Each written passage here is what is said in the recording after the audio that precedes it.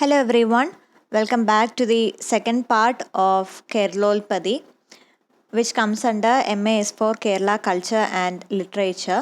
So in the first part video, we were talking about the introduction of the essay Keralolpadi as history, where we talked about historical consciousness, its definitions, and we were particularly looking at the work Keralolpadi, which talks about the creation of Kerala. It is divided into three periods: age of Parashurama, age of Perumal, and age of Tamburan. In the first video, we looked at the age of Parashurama and talked about the myth or the story that is connected to the origin of Kerala. So ഈ ഒരു second part വീഡിയോയിൽ ബാക്കി രണ്ട് ഏജിനെ കുറിച്ചായിരിക്കും നമ്മൾ പറയുന്നത്. So ആദ്യത്തെ ഒരു ഇതിൽ ആ ഒരു മിത്താണ് നമ്മൾ പറഞ്ഞത്.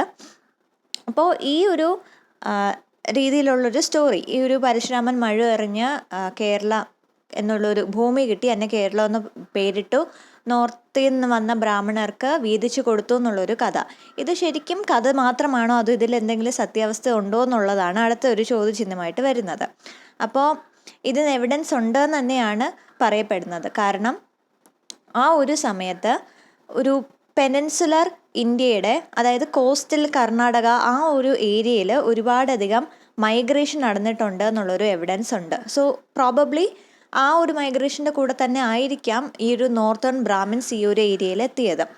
അതുപോലെ തന്നെ ദാനമായിട്ട് കിട്ടിയ 64-ൽ 32 ഗ്രാമം ഒരെണ്ണം എക്സെപ്ഷനായിട്ട് വെച്ചിട്ടുണ്ട്. ബാക്കി 32 ഗ്രാമത്തിൻ്റെ ഒരു ഐഡൻറ്റിഫിക്കേഷൻ നമുക്ക് കിട്ടുന്നുണ്ട് പല രീതിയിലുള്ള ഇൻസ്ക്രിപ്ഷനിലും ലിറ്ററേച്ചറിലും മോണുമെൻറ്റ്സിലുള്ള. മാത്രമല്ല ഇവിടെ വന്ന ബ്രാഹ്മണിക്കൽ ഗ്രൂപ്പ്സിന് പരശുരാമൻ തന്നെ ട്രെയിനിങ് കൊടുത്തു എന്നും പെടുന്നുണ്ട്. അവർക്ക് ക്ഷത്രിയ എന്നുള്ളൊരു രീതിയിൽ വാറിയർ ട്രെയിനിങ് കൊടുത്തു എന്ന് പറയുന്നുണ്ട്. അങ്ങനത്തെ രീതിയിൽ ഒരു ഓർഗനൈസേഷൻ ഉണ്ട്. അത് സലായി എന്നാണ് അവരുടെ പേര്. അവർക്ക് അവർ ശരിക്കും ജന്മം കൊണ്ട് ബ്രാഹ്മണരാണ്, പക്ഷെ അവർക്ക് ക്ഷത്രിയരെ പോലത്തുള്ള രീതിയിലുള്ള വാറിയർ ട്രെയിനിങ്ങും കിട്ടിയിട്ടുള്ളവരാണ്. അപ്പം അങ്ങനത്തെ ഒരു ഗ്രൂപ്പിനെ കുറിച്ചും മെഡീവൽ ടൈംസിൽ ഇൻസ്ക്രിപ്ഷനിൽ ലിറ്ററേച്ചറിലെല്ലാം പറയപ്പെടുന്നുണ്ട്. അപ്പോൾ ഇതെല്ലാം എവിഡൻസ് വെച്ചുകൊണ്ട് നമുക്ക് പറയാൻ പറ്റും ഈ ഒരു കാര്യം, ഈ ഒരു കേരളത്തിൻ്റെ ഒറിജിൻ എന്ന് പറയുന്ന സ്റ്റോറിക്ക് എവിഡൻസ് ഉണ്ടെന്ന് തന്നെ നമുക്ക് പറയാൻ പറ്റും. ഇനി നമ്മൾ പറയുന്നത് ഇത് പല രീതിയിലുള്ള വേർഷൻസ് ഉണ്ടെന്ന് നമ്മൾ പറഞ്ഞു. അപ്പോൾ കർണാടക ടെക്സ്റ്റായിട്ടുള്ള ഗ്രാമപദ്ധതി എന്നുള്ളൊരു ടെക്സ്റ്റിൽ കുറച്ച് ഡിഫറൻസോടെ വേറൊരു വേരിയേഷനാണ് നമ്മൾ കാണുന്നത്. ഭൂമി എങ്ങനെ ക്രിയേറ്റ് ചെയ്തെന്നും അതുപോലെ തന്നെ ബ്രാഹ്മണർക്ക് ഇത് ദാനം ചെയ്യുന്ന ഒരു കാര്യമെല്ലാം തന്നെ സിമിലറാണ്. പക്ഷേ അതിന് ശേഷം വരുന്ന ഒരു കാര്യമാണ് ഈ ഒരു ഗ്രാമപദ്ധതി എന്ന കന്നഡ ടെക്സ്റ്റിൽ ഡിഫറെൻ്റ് ആയിട്ട് വരുന്നത്. അതായത് ആ ഒരു വേർഷനിൽ പറയുന്നത് പരശുരാമൻ മുക്കുവരിൽ നിന്നാണ് ഈ ബ്രാഹ്മണരെ സൃഷ്ടിച്ചതെന്നും അവർക്ക് ഭൂമി ദാനമായി ചെയ്തതിന് ശേഷം അവരത് സ്വീകരിച്ചില്ല എന്നും പറയുന്നു. അങ്ങനെ പരശുരാമൻ ഇവരെ അൺടച്ചബിൾസ് ആകാൻ ശപിക്കുകയാണ്. അപ്പോൾ ശരിക്കും ഈ ഒരു ടെക്സ്റ്റിൽ പറയുന്നത് ഈ ഒരു കോസ്റ്റൽ കർണാടകയിലെ ബ്രാഹ്മണിക്കൽ സെറ്റിൽമെൻറ്റ്സ്, ആ 32 ഗ്രാമങ്ങൾ, അത് പരശുരാമൻ കൊടുത്തതല്ലെന്നും മയൂരവർമ്മ കടമ്പ എസ്റ്റാബ്ലിഷ് ചെയ്ത ഒരു സെറ്റിൽമെൻറ്റ്സ് ആണെന്നാണ് ഈ ഒരു ടെക്സ്റ്റിൽ പറയുന്ന ഒരു വേരിയേഷൻ. പിന്നെ കേരള ബ്രാഹ്മിൻസും കന്നഡ ബ്രാഹ്മിൻസും തമ്മിലുള്ളൊരു ഡിഫറൻസ് ആണ് നോക്കുന്നത്. അങ്ങനെ ഒരു ഡിഫറൻസ് എടുത്ത് നോക്കുകയാണെങ്കിൽ തന്നെ കേരള ബ്രാഹ്മണിക്കൽ ഗ്രൂപ്പിനാണ് കുറച്ചും കൂടി പവർ ഉള്ളതെന്ന് നമുക്ക് മനസ്സിലാക്കാൻ പറ്റും. കാരണം ആ ഒരു ടൈമിൽ പൊളിറ്റിക്സ് ആണെങ്കിലും സൊസൈറ്റി ആണെങ്കിലും തന്നെ എല്ലാ രീതിയിലുള്ളൊരു സ്വാധീനം ചെലുത്താൻ കേരള ബ്രാഹ്മണിക്കൽ ഗ്രൂപ്പിനാണ് കൂടുതൽ സാധിച്ചിട്ടുള്ളത്. അപ്പോൾ ആദ്യമൊക്കെ ആ ഒരു ഗ്രാമങ്ങൾ ദാനമായി കിട്ടിയതിന് ശേഷം അവിടുത്തെ ഗവേണൻസ് എല്ലാം ബ്രാഹ്മണരാണ് നോക്കി നടത്തിയിരുന്നത്. പക്ഷെ പിന്നീട് അവർക്ക് മനസ്സിലായി ഈ ഒരു പവർ എന്ന് പറയുന്നത് വളരെ കറപ്റ്റീവാണെന്ന് അവർക്ക് മനസ്സിലായി. അതുകൊണ്ട് തന്നെ അവർ തീരുമാനിക്കുകയാണ് ഒരു ക്ഷത്രിയനെ കൊണ്ടുവന്ന് അവരുടെ റൂളറാക്കാമെന്ന് അവർ തീരുമാനിക്കുന്നു. അങ്ങനെ അവരൊരു ക്ഷത്രിയ സഹോദരന്മാരെ ഇങ്ങോട്ടേക്ക് വിളിക്കുകയാണ്. അതിൽ ആ ഒരു സഹോദരനെ അവരുടെ രാജാവായിട്ട് കണക്കാക്കുകയാണ്. രാജാവാണെങ്കിലും രാജാവിൻ്റെ രാജനെക്കാട്ടിലും ഉള്ളൊരു സ്വാധീനം ബ്രാഹ്മണൻസിനായിരിക്കും അവിടെ ഉള്ളത്. ഒരു കൗൺസിലായിട്ട് ബ്രാഹ്മണരായിരിക്കും കാണുന്നത്. രാജാവുണ്ട്, ക്ഷത്രിയനാണ്, പക്ഷേ രാജാവിൻ്റെ എല്ലാ ആക്ഷനും എല്ലാ തീരുമാനങ്ങളും അതിലൊരു നല്ലൊരു പങ്ക് വഹിക്കുന്നത് ഈ കൗൺസിലായിട്ട് നിൽക്കുന്ന ബ്രാഹ്മണരായിരിക്കും. അപ്പോൾ അങ്ങനത്തെ രീതിയിലാണ് കേരളത്തിൽ ആദ്യമായിട്ട് മൊണാർക്കിക്കൽ റൂൾ കൊണ്ടുവരുന്നതെന്നാണ് പറയപ്പെടുന്നത്. ഇനി സഹോദരങ്ങളാണ്, അപ്പോൾ അതിൽ സഹോദരനാണ് രാജാവാകുന്നത്. ഇനി ഈ സഹോദരിയെ മറ്റൊരു ബ്രാഹ്മണൻ വിവാഹം കഴിക്കുന്നുണ്ട്. ഇവർക്ക് ഉണ്ടാകുന്ന കുട്ടിയും ക്ഷത്രിയ രീതിയിലായിരിക്കും വളരുന്നത്. അപ്പോൾ അങ്ങനെയാണ് ഇവിടെ മാട്രിലീനിയൽ സിസ്റ്റം ഓഫ് സക്സഷൻ വരുന്നതെന്നും പറയപ്പെടുന്നു. കാരണം ഈ സഹോദരിയിൽ ഉണ്ടാവുന്ന കുട്ടികൾ ക്ഷത്രിയ രീതിയിൽ വളരുന്ന കുട്ടികൾക്കായിരിക്കും അടുത്ത കിരീട അവകാശം പോകുന്നത്. അപ്പോൾ ഇങ്ങനത്തെ രീതിയിലാണ് ഒറിജിൻ ഓഫ് ഡൈനാസ്റ്റി എന്ന് പറയപ്പെടുന്നു.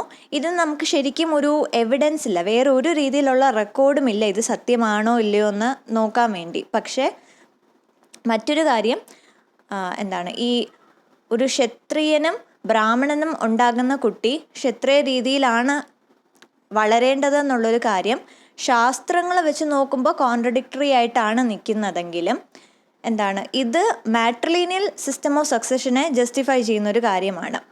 അപ്പോൾ ഇങ്ങനെ തന്നെ ആയിരിക്കാം കേരളത്തിൽ ആദ്യമായി രാജഭരണം വരുന്നതും ആദ്യമായി ഈ ഒരു അമ്മയുടെ ഫാമിലി സൈഡ് വഴിയുള്ളൊരു കിരീടാവകാശം വരുന്നതും എന്നാണ് പറയപ്പെടുന്നത്. മാത്രമല്ല ഞാൻ നേരത്തെ പറഞ്ഞതുപോലെ തന്നെ രാജാവിനെ ഇൻഫ്ലുവൻസ് ചെയ്യുന്ന ഒരു കൗൺസിലുണ്ട്. അത് ഈ ബ്രാഹ്മൺസ് തന്നെയാണ്. അവരെ 4 താലി എന്നാണ് വിളിക്കുന്നത്.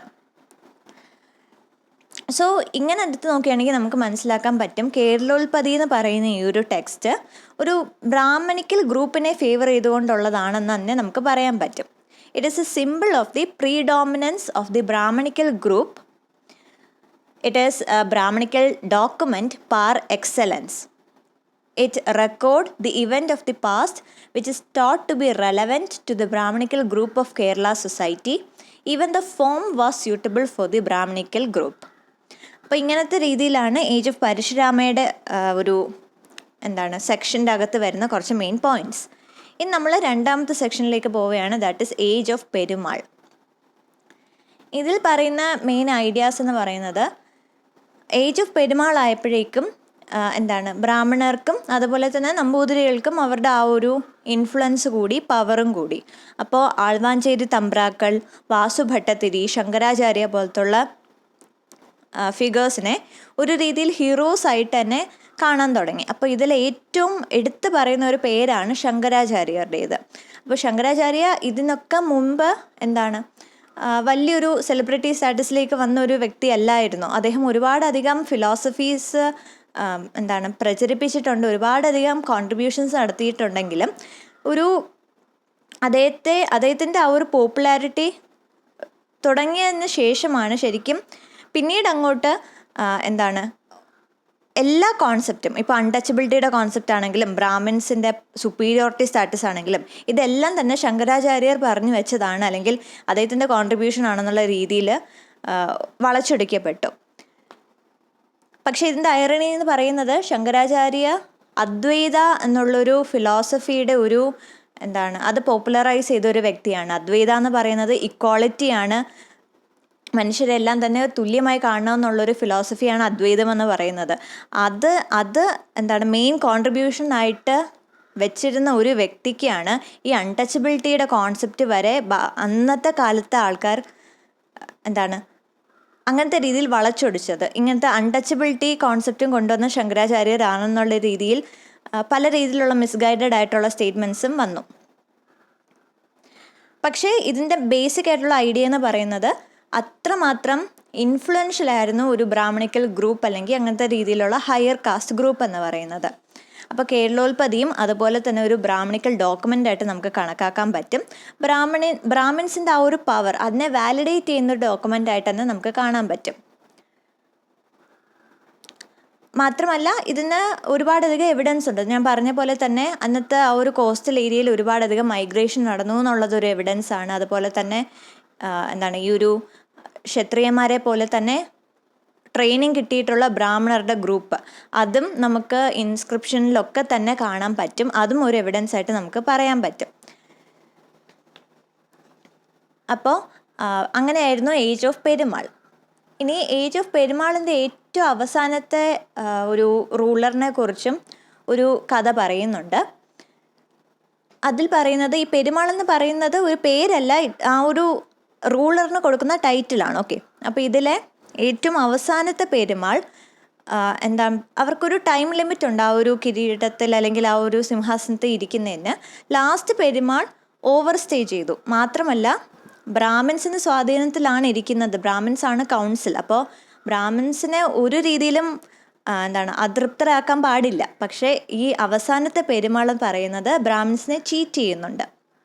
അത് കുറ്റബോധം തോന്നി മാപ്പ് അപേക്ഷിക്കുന്നുണ്ടെങ്കിലും ശാസ്ത്രങ്ങളും വേദങ്ങളും ഒക്കെ അനുസരിച്ച് അങ്ങനെ ബ്രാഹ്മിൻസിനെ ചീറ്റ് ചെയ്യുന്നതോ ബ്രാഹ്മിൻസിനെ കൊല്ലുന്നതോ ഒക്കെ കൊടിയ പാപമാണ്. അപ്പോൾ ഈ ഒരു അവസാനത്തെ പെരുമാൾ എന്താണ് ചെയ്തത്?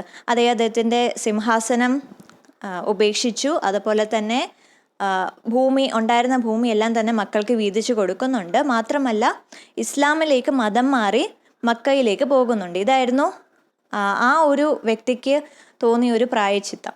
അപ്പം അങ്ങനെയാണ് പെരുമാൾ എന്നൊരു ഏജ് ഓഫ് പെരുമാൾ ഒരു അവസാനത്തിലേക്ക് വരുന്നത്. അത് 16th സെഞ്ച്വറിയിലെ ഏകദേശം എല്ലാ എഴുത്തുകാരും ഈ ഒരു ട്രഡീഷൻ തന്നെ റിപ്പീറ്റ് ചെയ്യുന്നുണ്ട്, കമൻറ്റ് ചെയ്യുന്നുണ്ട്. അപ്പം അങ്ങനെ AD 12th സെഞ്ച്വറിയിൽ പെരുമാൾ ഏജ് തീരെയാണ്. അടുത്ത ഏജാണ് ഏജ് ഓഫ് തമ്പുരാൻസ്. ഈ ഒരു ഏജ് ഓഫ് തമ്പുരാൻസിലാണ് ഏറ്റവും കൂടുതൽ വേരിയേഷൻസ് വരുന്നത്. ഏത് ടെക്സ്റ്റ് എടുത്ത് നോക്കിയാലും age of Parashurama, age of Perumal ഏകദേശം സെയിം ആണ്. പക്ഷേ ഏജ് ഓഫ് തമ്പുരാനിൽ വരുമ്പോഴായിരിക്കും ഒരുപാടധികം വേരിയേഷൻസ് വരുന്നത്. സോ മെയിൻലി ഇവിടെ പറയാൻ പറ്റുന്നത് പുതിയൊരു പൊളിറ്റിക്കൽ പവർ നമുക്ക് കാണാൻ പറ്റുന്നുണ്ട്. കാരണം ഏജ് ഓഫ് പെരുമാളിന് ശേഷം ഈ ഭൂമിയെല്ലാം ഇങ്ങനെ ഓരോരോ രാജാക്കന്മാർക്ക് അല്ലെങ്കിൽ ആൾക്കാർക്ക് വീതിച്ചു കൊടുക്കുകയാണ്. അപ്പം അങ്ങനെ വീതിച്ചിട്ടിയ ഒരു ഭൂമിയാണ് ഇരട്ടി സഹോദരന്മാർ കൈക്കലാക്കുന്നത്. ഇവർക്ക് പല ട്രേഡിംഗ് ഗ്രൂപ്പ്സും അതുപോലെ തന്നെ മുസ്ലിംസുമായിട്ട് നല്ലൊരു സപ്പോർട്ട് സിസ്റ്റം ഉണ്ടായിരുന്നു. അപ്പം അങ്ങനെ അവർ പവറിലേക്ക് വരെയാണ്. കൂടുതലും ഓഥർ എടുത്തിട്ടുള്ള ഈ ഒരു വേർഷനിൽ പല രീതിയിലുള്ള വേർഷൻസ് ആണ് നമ്മൾ പറഞ്ഞു. ഓഥർ ഡിസ്കസ് ചെയ്യുന്ന വേർഷനിൽ കാലിക്കട്ട്, കിങ്ഡം ഓഫ് കാലിക്കട്ടിനെ കുറിച്ചും പറയുന്നുണ്ട്. കൂടുതലും കാലിക്കട്ടിലെ സാമൂതിരി രാജാക്കന്മാരെ കുറിച്ചാണ് ഇതിൽ പറയുന്നത്. മാത്രമല്ല ഈ ഒരു സമയത്ത് ബ്രാഹ്മണിക്കൽ ഗ്രൂപ്പ്സിൻ്റെ അവരുടെ പവർ കുറഞ്ഞു വരുന്നതായിട്ട് നമുക്ക് കാണാൻ പറ്റുന്നുണ്ട്. അതുപോലെ തന്നെ മാമാങ്കം പോലത്തുള്ള മെഡീവൽ ഫെസ്റ്റിവൽസിനെ കുറിച്ച് ഇവിടെ ഡിസ്ക്രിപ്ഷൻ ഉണ്ട്. അപ്പോൾ ഞാൻ പറഞ്ഞു ഈ ഒരു ഏജ് ഓഫ് തമ്പുരാനിലാണ് ഏറ്റവും കൂടുതൽ വേരിയേഷൻ വരുന്നതെന്ന്. അതെന്തൊക്കെയാണെന്ന് നോക്കാം. So there was a recognition of political power as more a function of military aggrandizement, and Brahminical settlements became limited and their power over agricultural lands were also limited. And the real power behind the throne also changed. A large number of local landed magnates who were incorporated into the political system as Samanta feudatories and civil and military functionaries of the state in the localities, managers looking after the private estate of the rulers and the other members of his family in different parts of the kingdom, and other elements of bureaucracy. Considerable wealth that trade with Arab fetched to the port of Calicut also increased, and there was a relatively inferior ritual status of the Samorin family, which was somewhat changed by rituals like Pattathanam and Mamangam, and Brahmins agreeing to bless the Samorin and the junior princes. So Kerlolpadi has taken all these realities into consideration as a historical narrative as well. That's the main point. അതായത് ഈ ഒരു age of തമ്പുരാനിൽ Samoothiri രാജാക്കന്മാരെ കുറിച്ചാണ് ഇതിൽ കൂടുതൽ പറയുന്നത്. അപ്പോൾ ഒരുപാടധികം മാറ്റങ്ങൾ വരുന്നുണ്ട്. ബ്രാഹ്മിൻസിൻ്റെ പവർ കുറയുന്നുണ്ട്, ബ്രാഹ്മണിക്കൽ സെറ്റിൽമെൻറ്റ്സ് കുറയുന്നുണ്ട്. പകരം ഈ ഒരു പൊളിറ്റിക്കൽ പവർ കൂടുതലും മിലിറ്ററി ആകുന്നുണ്ട്. അതുപോലെ തന്നെ സാമൂതിരി ഫാമിലിയുടെ ഒരു സ്റ്റാറ്റസ് ഒന്ന് ഇൻഫീരിയർ ആയിട്ടാണ് വന്നിരുന്നത്. പക്ഷെ പിന്നീട് ആ ഒരു പവർ വീണ്ടും കൂടി വരുന്നുണ്ട് ഇങ്ങനത്തെ ഫെസ്റ്റിവൽസൊക്കെ കാരണം. അപ്പോൾ ഇതെല്ലാം റിയാലിറ്റീസാണ്, ഇതെല്ലാം നടന്ന കാര്യങ്ങളാണ്. ഈ റിയാലിറ്റീസ് എല്ലാം തന്നെ കേരളോൽപ്പതി ഇൻക്ലൂഡ് ചെയ്യുന്നുണ്ട്. അതുകൊണ്ടാണ് അതിനെ ഒരു ഹിസ്റ്റോറിക്കൽ നറേറ്റീവ് ആണെന്നും കുറേയൊക്കെ പൊളിറ്റിക്കൽ ആണെന്നും സെക്യുലർ ആണെന്നും നമുക്ക് പറയാൻ പറ്റുന്നത്. പിന്നെ ഇവിടെ കോലത്ത് നാട് ട്രഡീഷനെ കുറിച്ചും ഈ ഒരു വേർഷനിൽ പറയുന്നുണ്ട്. ഇതിൽ പറയുന്നത് ആ സമയത്ത് ഒരു ഡോക്യുമെൻ്റ് ആയിരുന്ന മൂഷിക വംശകാവ്യത്തെക്കുറിച്ചുമാണ്. ഇത് ഇതേ റീജിയനിൽ തന്നെ വന്ന ഒരു ഹിസ്റ്റോറിക്കൽ റൈറ്റിംഗ് ആണ്, ഒരു ഡൈനാസ്റ്റിക്കൽ ക്രോണിക്കിളാണ്. ഈ ഒരു കുടുംബത്തെക്കുറിച്ച് പറയുന്ന ഒരു ടെക്സ്റ്റാണ്. സോ പോസ്റ്റ് ഗുപ്ത പീരീഡിലാണ് ഇത് വരുന്നത്. അതുപോലെ തന്നെ ആ സമയത്ത് പുതുതായി വരുന്ന ഓരോ കിങ്ഡംസിനെ കുറിച്ചും ഇത് പറയുന്നുണ്ട്. കാരണം ആ സമയം ഭൂമിയെല്ലാം നാട് എന്നുള്ള രീതിയിൽ ഡിവൈഡ് ചെയ്ത് വന്നു. അപ്പോൾ ഈ നാട് ഡിവിഷനെ കുറിച്ചൊക്കെ തന്നെ ഈ ഒരു മൂഷിക വംശകാവ്യ എന്നുള്ളൊരു വർക്കിൽ പറയുന്നുണ്ട്. അതുപോലെ തന്നെ അതേസമയം പോപ്പുലറായി വന്ന ഒരു വർക്കാണ് ഉദയവർമ്മ ചരിതം. It is considered to be the first historical biography from Kerala related to the Perumal house ruling immediately after this period. അപ്പോൾ നമ്മൾ എടുത്ത് നോക്കുമ്പോൾ ഇങ്ങനത്തെ രീതിയിൽ ഒരു ഡൈനാസ്റ്റിക്ക് ശേഷം തൊട്ടടുത്ത ഡൈനാസ്റ്റി പെട്ടെന്ന് തന്നെ പവറിലേക്ക് വരുന്നു. അവ രണ്ടുപേരും ഒരേ റീജിയനിൽ നിന്നാണ്. ഈ ഒരേ റീജിയനിൽ തന്നെ ആ സമയത്ത് വളരെ പോപ്പുലർ ആയിരുന്ന 1-2 വർക്ക്സും വരുന്നു. ഇതൊക്കെ നോക്കുമ്പോൾ നമുക്കൊരു ക്വസ്റ്റ്യൻ തോന്നും, ആ സമയത്തെ ഹിസ്റ്റോറിക്കൽ ഡോക്യുമെൻറ്റ്സ് എല്ലാം തന്നെ ആ സമയത്ത് ഡൈനാസ്റ്റിയെ ഇൻഫ്ലുവൻസ് ചെയ്യുന്ന ഒരു കാര്യമല്ലായിരുന്നു. അവരുടെ പൊളിറ്റിക്കൽ വാലിഡേഷൻ കൊടുക്കുന്ന രീതിയിലല്ലായിരുന്നു അന്നത്തെ ഹിസ്റ്റോറിക്കൽ ഡോക്യുമെൻറ്റ്സ് വന്നിരുന്നത് എന്ന് നമുക്ക് തോന്നുന്നുണ്ട്. സോ ആ ഒരു ക്വസ്റ്റ്യൻ വെച്ചിട്ടാണ് ഓഥർ കൺക്ലൂഡ് ചെയ്യുന്നത്. ഇതിൽ അദ്ദേഹം പറയുന്ന ഒരു കാര്യം എന്ന് പറയുന്നത്, ഈ ഒരു എസ്സേ ഉടനീളം തന്നെ നമ്മൾ കണ്ടത് ഹിസ്റ്ററി എന്ന് പറയുന്നത് ബേസിക്കലി എൻ്റെ ഡെഫിനിഷൻ എന്താണ്? A record of the activities of socio political status groups. Those who have status A different time find A place in recorded history. അതുതന്നെയാണ് നമ്മൾ കണ്ടത്. ബ്രാഹ്മിൻസ് അവരുടെ പവർ എൻജോയ് ചെയ്തിരുന്ന സമയത്ത് കേരളോൽപ്പതി ഉൾപ്പെടെയുള്ള നറേറ്റീവ്സ് എല്ലാം ബ്രാഹ്മണിക്കൽ ഡോക്യുമെൻറ്റ്സ് ആണെന്ന രീതിയിൽ തന്നെയാണ് നമുക്ക് തോന്നിയത്. അതിനുശേഷം അവരുടെ പവർ കുറഞ്ഞു വരുന്നുണ്ട്. അപ്പോൾ പിന്നീട് വന്ന നോൺ ബ്രാഹ്മണിക്കൽ ഗ്രൂപ്പ്സിന് അവരെ ഫേവർ ചെയ്തുള്ള കുറേ റൈറ്റിങ്സും ഡോക്യുമെൻറ്റ്സും വരുന്നതായിട്ട് നമ്മൾ കണ്ടു. മെയിൻലി ഏജ് ഓഫ് തമ്പുരാൻ ആ ഒരു ഏജ് പീരീഡിലാണ് നമ്മൾ ആ ഒരു രീതിയിൽ നോൺ ബ്രാഹ്മണിക്കൽ സെക്ഷൻസിൻ്റെ ഒരു വരവ് കാണുന്നത്. സോ ഇതെല്ലാം തന്നെ അനലൈസ് ചെയ്യുമ്പോൾ നമുക്ക് പറയാൻ പറ്റുന്നത്, തുടക്കത്തിൽ എന്താണ് പറഞ്ഞത്? ബ്രിട്ടീഷ് കോളനൈസേഴ്സിൻ്റെ ഏറ്റവും വലിയൊരു സ്റ്റേറ്റ്മെൻറ്റ് എന്തായിരുന്നു? ഇന്ത്യക്ക് സ്വന്തമായിട്ടൊരു ഹിസ്റ്റോറിക്കൽ കോൺഷ്യസ്നെസ് ഇല്ല, സെൻസ് ഓഫ് ഹിസ്റ്ററി ഇല്ല എന്നുള്ളതായിരുന്നു. പക്ഷെ ഇത്രയും അനലൈസ് ചെയ്ത് വരുമ്പോൾ നമുക്ക് പറയാൻ പറ്റും, ഇന്ത്യക്ക് മാത്രമല്ല കേരളത്തിനും അതിൻ്റേതായ ഒരു ഹിസ്റ്റോറിക്കൽ കോൺഷ്യസ്നെസ് ഉണ്ട്. അത് വെസ്റ്റേൺ ഹിസ്റ്ററിയോഗ്രാഫിയെക്കാട്ടിലും ഡിഫറെൻ്റ് ആണെന്നുള്ളൊരു ഫാക്ടർ മാത്രമേ ഉള്ളൂ. Kerala, or India for that matter, was not a society entirely devoid of a sense of the past, and that the different forms which that sense of history took to express itself eminently suited the need of the society from time to time. ഈ ഒരു statement ആണ് അദ്ദേഹം എസ്സേയിൽ പറയുന്നത്. And then he says that when he talks about the expression of historical consciousness from the region and subjecting them to analysis within the social and political context in which they were written, such exercises in relation to different part of the country will bring out the way in which Indian civilization perceived the past. Apart from giving to the lie that the statement that India was a historical society, it will hopefully throw light on one of the significant system of knowledge in Indian society and the function that it had to serve. So അങ്ങനെ ഒരു സ്റ്റേറ്റ്മെൻറ്റോടെ, അതായത് ഇന്ത്യക്ക് ഒരു historical consciousness ഉണ്ടായിരുന്നു, അത് different ആണെന്ന് മാത്രമേ ഉള്ളൂ. പക്ഷെ ഒരിക്കലും തന്നെ ബ്രിട്ടീഷേഴ്സ് അല്ലെങ്കിൽ അങ്ങനത്തെ രീതിയിൽ കൊളോണിയൽ സ്കോളേഴ്സ് പറയുന്ന പോലെ ഒരിക്കലും അന്നൊരു ഹിസ്റ്ററി ഇല്ല എന്ന് പറയുന്നത് തെറ്റാണെന്നൊരു സ്റ്റേറ്റ്മെൻറ്റോടെയാണ് essay conclude ചെയ്യുന്നത്. So that's the end of the essay. I hope this was useful. So I'll see you in the next video. Till then, take care.